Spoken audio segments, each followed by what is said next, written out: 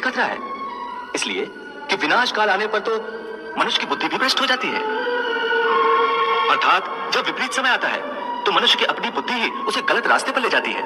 हे मधुसूदन, मनुष्य न तो अपने मन की इच्छा अनुसार कर्म करे, न ही बुद्धि की सलाह माने, तो फिर मनुष्य बेचारा करे तो क्या करे? ऐसी स्थिति में अपनी प्रवृत्ति के विरुद्ध कोई कैसे जीवन व्यतीत करेगा? हे मधुसूदन, मुक्ति और मोक्ष का रास्ता अपनाने के लिए कोई मनुष्य अपनी प्रवृत्ति को कैसे बदल सकता है? इसका कोई तरीका मुझे बताओ।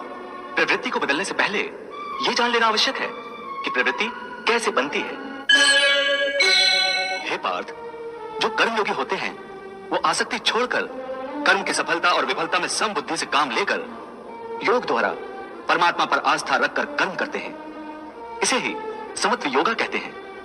हे पार्थ, ईश्वर को समर्पण करने की भावना से किया हुआ कर्म फल प्राप्ति की कामना से किए हुए कर्म से कई गुना अधिक श्रेष्ठ है। ज्ञानी पुरुष कर्म फल की आशा किए बिना समबुद्धि योग द्वारा कर्म करते हैं और पाप पुण्य आदि भावनाओं से मुक्ति पाते हैं।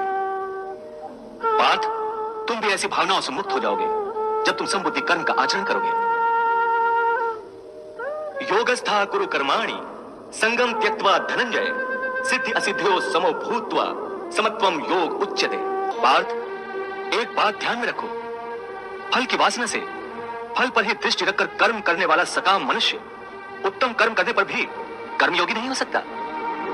ऐसे मनुष्य को ख्याति आदि लाभ प्राप्त हो सकते हैं, किंतु उसे परमात्मा और शांति प्राप्त नहीं हो सकती।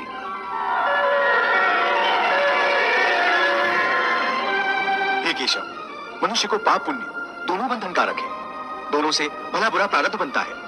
प्रायश्चित द्वारा पाप से मनुष्य मुक्त हो सकता है, परंतु पुण्य से वो मुक्त कैसे होगा? हे अर्जुन, पाप पुण्य, सुख दुख, यश अपयश आदि भावनाएं साधारण मनुष्य के लिए हैं, परंतु जो कर्मयोगी होते हैं वो इन भावनाओं से मुक्त होते हैं, आलिप्त होते हैं। कर्मयोगी अपनी अंतरात्मा की आवाज को परमात्मा का आदेश मानकर आचरण करते हैं। इसमें कहां आती है पाप पुण्य की भावना? हे पार्थ, यदि तुम मोह के अधीन हो गए हो तो निष्काम कर्मयोग कैसे अपनाओगे? तुम्हारी बुद्धि पर जो मोह के अंधकार का पटल छा गया है उसे ज्ञान के प्रकाश से हटा दो और अपनी बुद्धि को मोह के दलदल से बाहर निकालो। हे पार्थ, यदा ते मोह कलिलम बुद्धिर्व्यतितरिष्यति तदा गंतासि निर्वेदम श्रोतव्यस्य श्रुतस्य च। हे पार्थ, मोह बुद्धि का अज्ञान होता है और इसी अज्ञान के कारण मनुष्य भौतिक आकर्षण में फंस जाता है। वो जानता नहीं